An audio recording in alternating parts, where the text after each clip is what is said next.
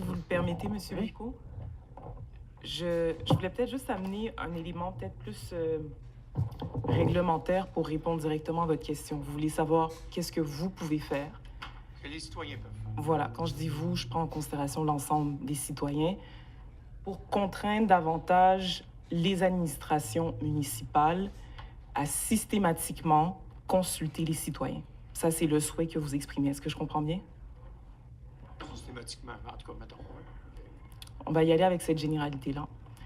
Je pense que c'est vraiment essentiel que vous sachiez, si vous voulez une réponse à cette question-là, que la structure législative actuelle au Québec fait en sorte que tous les pouvoirs d'administration qui sont conférés aux villes leur permettent d'agir, notamment pour déterminer comment est-ce qu'elles vont aménager les voies de circulation sur leur territoire. Les lois sont claires sur les éléments qui doivent obligatoirement faire l'objet d'une consultation publique. Et majoritairement, ces consultations publiques vont généralement porter sur des éléments d'urbanisme ou de zonage, sur plusieurs paliers. On peut aller d'un plan métropolitain d'aménagement jusqu'à un règlement d'usage conditionnel, okay, pour vous donner un peu la portée. Ce que je vous dis, c'est que dans ce bassin, c'est vraiment des exigences qui découlent de lois provinciales comme la loi sur l'aménagement et l'urbanisme, mais qui déterminent quel type de sujets doivent obligatoirement faire l'objet de consultations publiques et tout est dans un barème préétabli. Okay? La raison pour laquelle je me permets de faire cette précision-là, c'est qu'il faut garder en tête que malgré la volonté de plusieurs d'avoir des consultations que je vais qualifier de presque systématiques sur plusieurs éléments, aménagement des voies de circulation, aménagement des aménagements d'apaisement de la circulation, etc. La réalité est qu'on n'est pas dans ce paradigme. Puis je vais vous faire un parallèle avec le choix que notre province voisine a fait. Pas plus tard qu'il y a quelques semaines, ils ont décidé au niveau provincial de rapatrier au provincial le choix d'aménager certaines voies de circulation locale. Mais je veux que vous compreniez ce que ça implique. Ça veut dire que les gens qui siègent à l'équivalent de l'Assemblée nationale pour nous se sont dit, nous avons les connaissances et l'expertise nécessaires pour décider ce qui se fera au niveau micro sur vos territoires. C'est débattable. Alors, je pense que dans la grande réflexion qu'il y a à se dire comment est-ce que le citoyen peut se réapproprier ce droit de consultation, il faut également avoir, comment pourrais-je dire, un certain équilibre.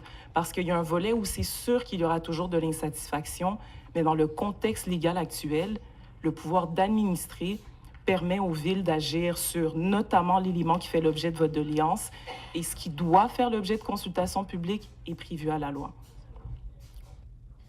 Donc, les pistes cyclables ne font pas partie de ça. Je veux juste un éclaircissement. Elles ne font pas partie. Voilà. OK, ça, c'est tout. Merci pour l'éclaircissement. En tout cas, je ne sais pas si ça a été clair pour vous. Merci beaucoup, M. Bricot. Bonsoir tout le monde. Monsieur les élus. Je ne pourrais pas respecter le règlement. C'était écrit poser les questions à la mairesse. Alors, je vais m'adresser au maire suppléant, si vous permettez. Petite blague en passant. Ma question est par rapport aux consultations publiques.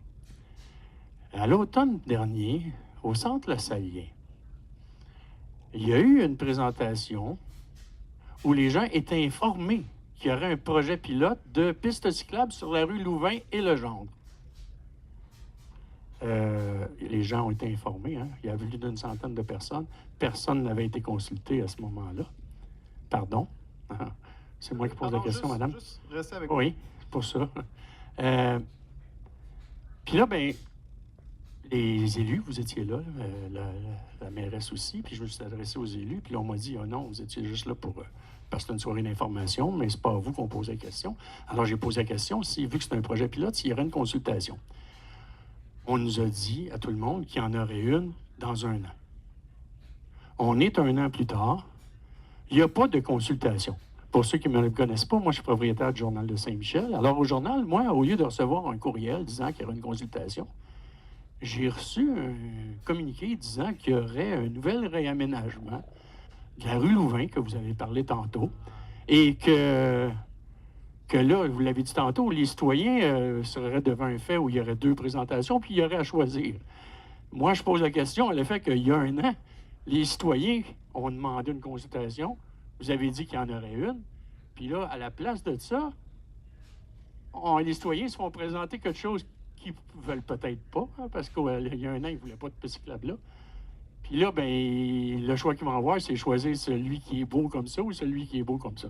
Alors, je voudrais savoir si il est prévu qu'il y ait une consultation après la présentation qu'il va avoir là pour vraiment savoir si le projet pilote, les gens sont satisfaits. Parfait. Bien, merci pour votre question. Et, vous vous en souvenez, hein, vous étiez présent. Hein? Oui, ben, je pense qu'il y a différents éléments qui sont mentionnés dans votre question. Premièrement, il faut d'abord distinguer c'est quoi une consultation versus une soirée d'information. En effet, quand on annonce une consultation, c'est parce qu'on veut présenter des choix aux citoyens. C'est pas des fois, c'est des consultations qui sont... Des fois, quand c'est très, très préliminaire, c'est très vague. Dans le cas de Louvain, parce que comme ça coûte cher quand même faire des plans et devis, oui, on limite des fois les choix. Par contre, si vous parlez de la piste cyclable, ça, c'était au printemps 2023, de mémoire. Et le réaménagement de la rue, je veux dire, les pistes cyclables à la fois sur le Legendre et Louvain, on n'a jamais dit que c'était un projet pilote. On a dit, on savait qu'il allait avoir des chantiers. On savait qu'il allait avoir un chantier sur Louvain, sur une tronçon de Louvain à l'ouest de Saint-Michel. On savait qu'on allait pouvoir profiter du réaménagement des chantiers pour réaménager la rue. Mais les projets de pistes cyclables sur Louvain et Legendre, on n'a jamais annoncé ça comme projet pilote. On fait un axe cyclable, comme on l'a fait sur Première Avenue, comme on l'a fait sur Kerb. Mais regardez, je ne suis pas infaillible, donc je vais demander à mon directeur de développement de territoire de rappeler un peu d'histoire. Bonsoir. Bien, effectivement, M. Ouellet, vous l'avez mentionné, on a un plan vélo sur le territoire de l'arrondissement. Donc, c'est sûr que ce qu'on veut, on veut accroître la mobilité, donc relier les quartiers entre eux. La rue de Louvain, on a plusieurs écoles secondaires dans le secteur. Donc, on veut offrir aux écoliers, aux étudiants, aux élèves des écoles de pouvoir se rendre à l'école en vélo. On a le parc Frédéric-Bach également, donc qui est du côté ouest de la rue. Donc, c'est clair. Puis, dans Saint-Michel, des axes cyclables, il n'y en a pas beaucoup, hein, ou à peu près très peu. Donc, l'idée, c'est on veut justement avoir une meilleure équité territoriale au niveau des investissements publics, favoriser le déplacement, en fait, de l'ensemble des citoyens, ceux qui désirent utiliser le vélo, pouvoir se promener d'un quartier à l'autre. Et c'est clair que l'an dernier, quand on a présenté les projets, on savait que la rue de Louvain, il y allait avoir des investissements, des travaux d'infrastructure de prévus. Donc, l'idée, c'était justement, c'est de voir faire ce projet-là, voir si ça fonctionne bien. Et jusqu'à maintenant, ça se passe très bien. Oh, OK, je comprends, mais... Ça sera une deuxième question. Oui, bien, je veux juste... est-ce qu'il y a un enregistrement de cette soirée-là fait, parce que c'est l'arrondissement qui l'a fait? Est-ce qu'il y a quelque chose qui existe? Parce que moi, on m'a bel et bien dit, hein, j'étais au micro, puis il y avait plus d'une centaine de personnes dans le centre La Saillie. J'ai demandé, y aura-t-il officiellement une consultation sur ça? On m'a dit oui, dans un an. C'est ce qu'on nous a dit. Je l'ai même écrit dans le journal qui est sorti tout de suite après. Hein? Je ne compte pas de menterie. Là. Alors, un peu plus tard, moi, je reçois, comme je dis, ça, puis il n'y a pas de consultation, encore une fois. C'est rien que ça que je dis. Alors, je n'ai pas besoin de me faire expliquer c'est quoi une consultation puis une présentation. Monsieur le maire suppléant, je suis propriétaire d'un journal, là, je sais ce que c'est, la différence entre les deux. Alors, ma sous-question, comment on peut faire pour que les citoyens soient consultés quand il y a des plans d'aménagement comme ça, monsieur le maire suppléant? Parce que, regarde, j'ai fait juste ça, puis l'Assemblée dit « bonne question ». Comment on peut faire? Parce qu'on est toujours devant, excusez-moi, depuis plusieurs années, on est toujours devant un fait accompli.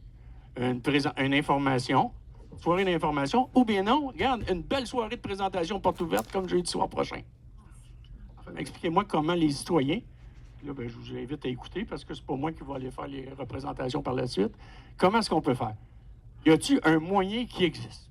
Bien, merci pour votre sous-question.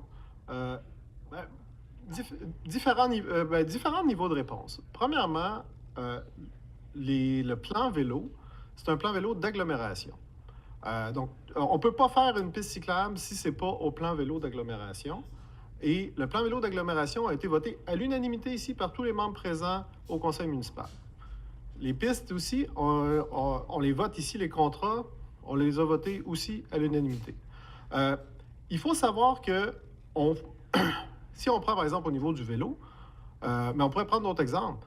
Oui, on se donne des grandes lignes. On veut desservir un secteur qui est extrêmement mal desservi en transport actif, alors que le taux de motorisation est très faible, qui est très enclavé. Donc oui, on veut offrir des options de mobilité à tout le monde, incluant les jeunes, le long de la principale école secondaire du quartier. Donc ça, on veut faire ça. Après ça, il y a, au niveau de la consultation, par exemple, on peut prendre, mettons, dans Parkex, je veux dire, mettons, on dit, on veut faire une piste cyclable nord-sud. Après ça, oui, il y a différentes rues. Et le problème, c'est que si après ça, on fait en consultation, c'est sûr que la majorité du monde va dire, non, moi, je suis pour les pistes cyclables, mais faites-le sur autre rue, faites-le sur autre rue. Fait qu'un moment donné, c'est nous, les élus, puis aussi parce qu'il y a le plan vélo qui a été fait depuis plusieurs années. Ben, regardez, on a identifié un axe, puis on le fait sur cet axe-là. Et l'axe n'est pas choisi de façon innocente. Si on prend, par exemple, Louvain, il y a 2 écoles secondaires, il y a Centre-La-Salien, il y a une autre école, le centre, Lucien-Guilbeault.